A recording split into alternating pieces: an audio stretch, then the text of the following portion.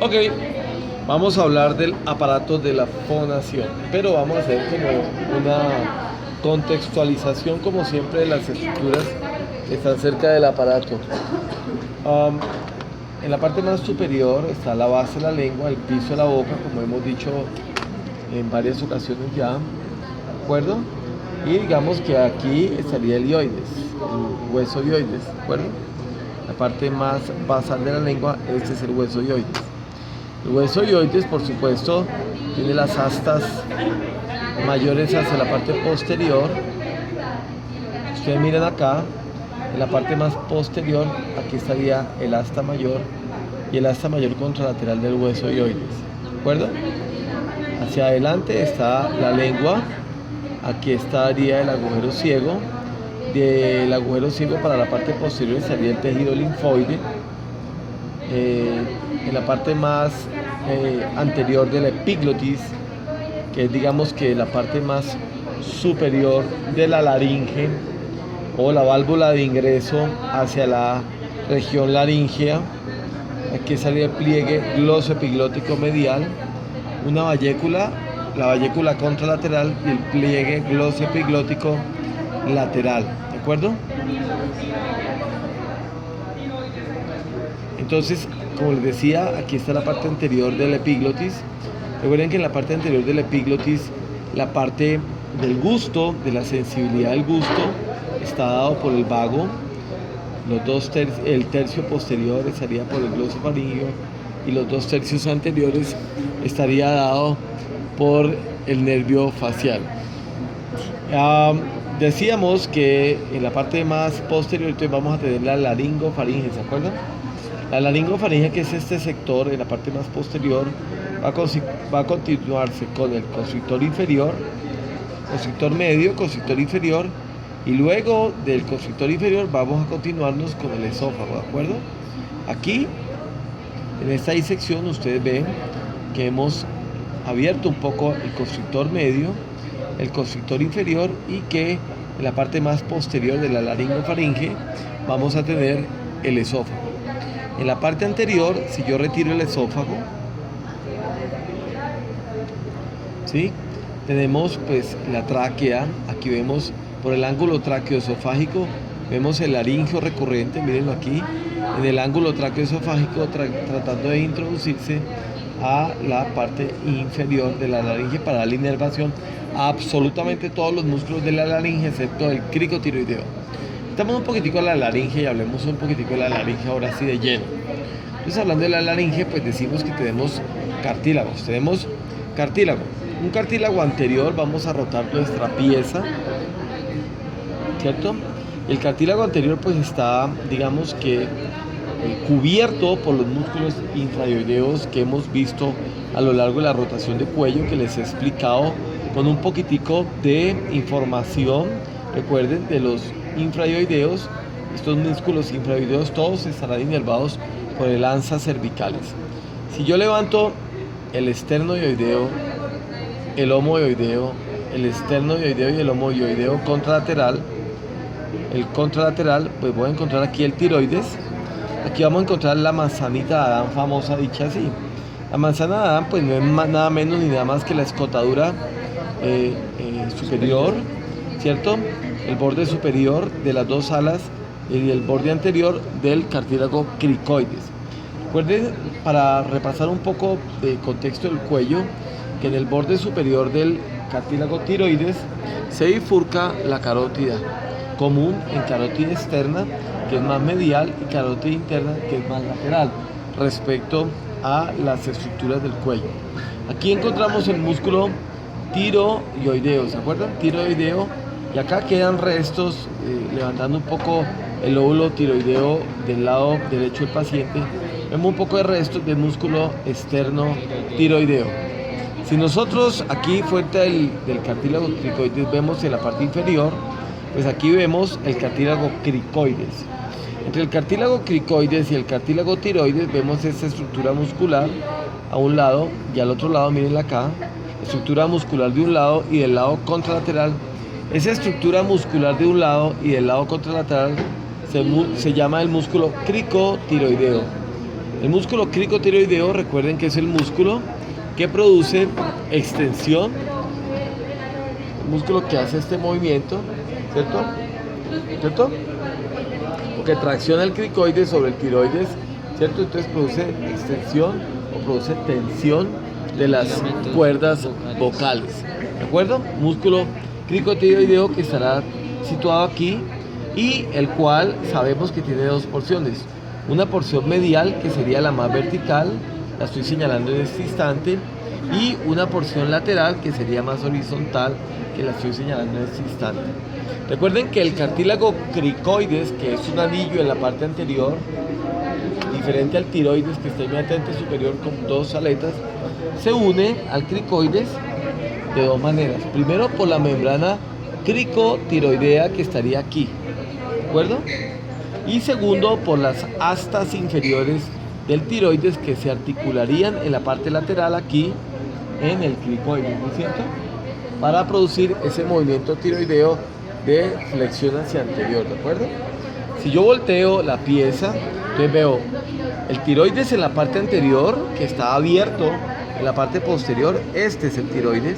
Mirenlo aquí está el asta mayor hacia la parte superior o el asta superior, y el asta inferior acá uniéndose al cricoides. Miren acá se está uniendo al cricoides. En la parte anterior vemos este cartílago que se llama la hoja, ¿cierto? Porque tiene forma de hoja, ¿sí? Y esa hoja se llama la epiglotis. La epiglotis tiene forma de hoja. El vértice de la epiglotis, que sería casi, ¿sí? Allá se va a unir a la cara posterior, ¿sí? Del tiroides, ¿de acuerdo? Y fuera de eso ahí forma un ligamento que se llama el ligamento tiroepiglótico. Muy bien, perfecto. Entonces queda allá con forma de hoja allá. En la parte posterior, si ustedes ven, si yo lo cierro la laringe, pues vemos esta estructura, que en la parte posterior tengo una lámina cuadrilátera o chapa cricoidea. Esta lámina cuadrilátera o chapa cricoidea, que, vuelvo y repito, en la parte anterior el cricoides es un anillo y en la parte posterior tiene esta característica de chapa cricoidea, ¿de acuerdo? En la chapa cricoidea, pues si yo la abro, entonces ustedes la ven, es una estructura cartilaginosa, como ustedes la ven aquí, miren, cartilaginosa, ¿de acuerdo? Y la chapa cricoidea pues me permite ver toda la laringe abierta. Cuando yo veo la laringe abierta con la apertura de la chapa cricoidea, muchachos, ¿sí? Pues yo veo aquí la región infraglótica, que sería como en la chapa cricoidea, y la región supraglótica, que sería por encima de la chapa cricoidea, ¿de acuerdo?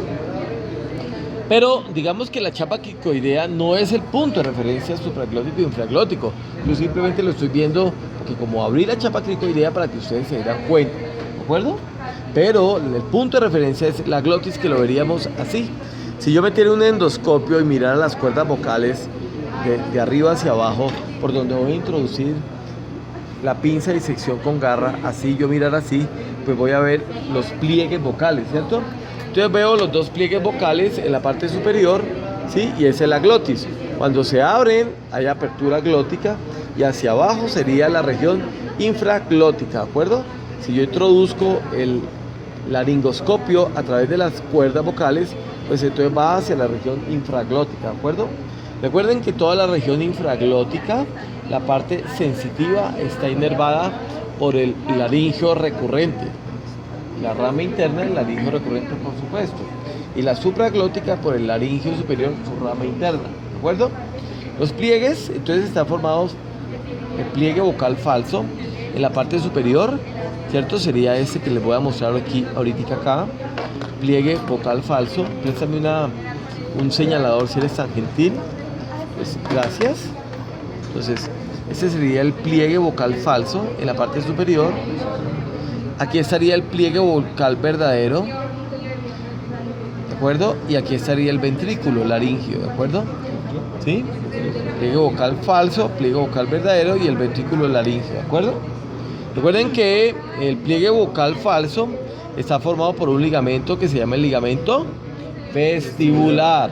El ligamento vestibular va a ir a unir una membrana que va hasta la epiglotis hasta el pliegue vestibular. O sea, toda esta región que ustedes están viendo aquí, esta que estoy dibujando en este instante, con la punta, sería toda una membrana que se llama la membrana cuadrangular, que hace parte desde el epiglotis hasta el pliegue vestibular. Muy bien, ¿de acuerdo? En cambio, de aquí hacia abajo hay otra membranita, ¿de acuerdo? ¿Cierto? Que se llama el cono elástico, que va entre el pliegue o el ligamento vocal hacia la parte inferior, ¿de acuerdo? ¿De acuerdo? Recuerden que la membrana, el ligamento vocal verdadero o la cuerda vocal está conformada por ligamento y músculo vocal, ¿de acuerdo?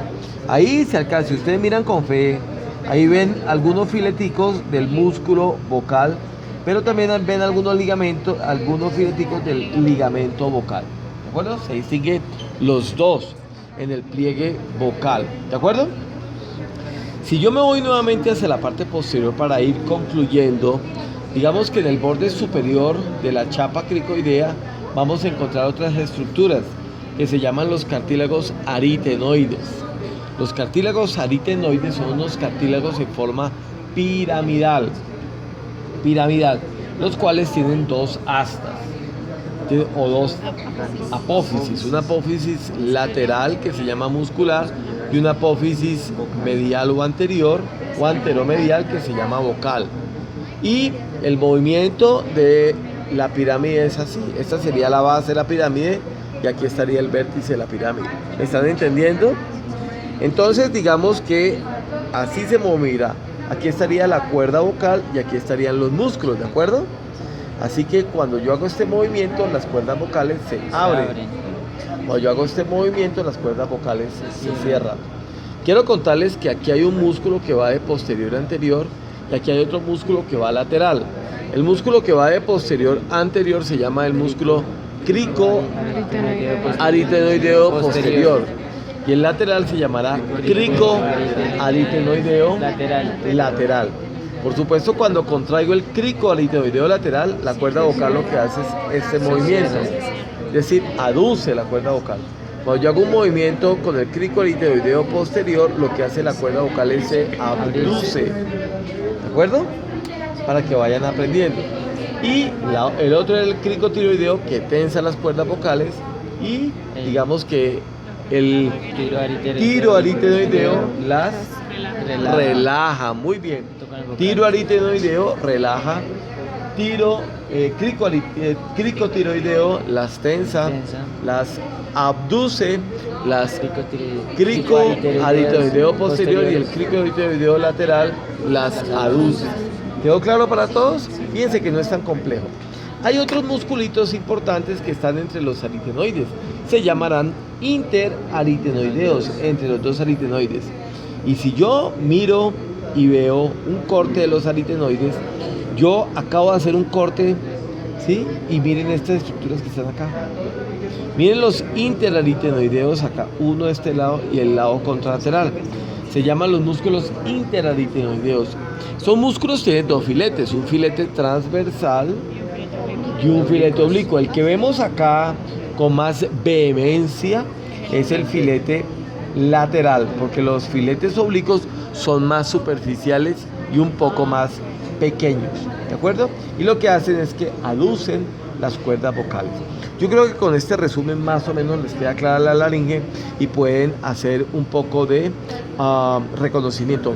Finalmente quiere decirles que aquí a cada lado, cuando yo la cierro, miren que aquí están los recesos piriformes famosos. Un receso piriforme de este lado, mírenlo allí, y un receso piriforme del lado contralateral. Estos son los recesos piriformes. Por los recesos piriformes ingresa el alimento hacia la parte, digamos, posterior de la faringe y del esófago, y por el piriforme.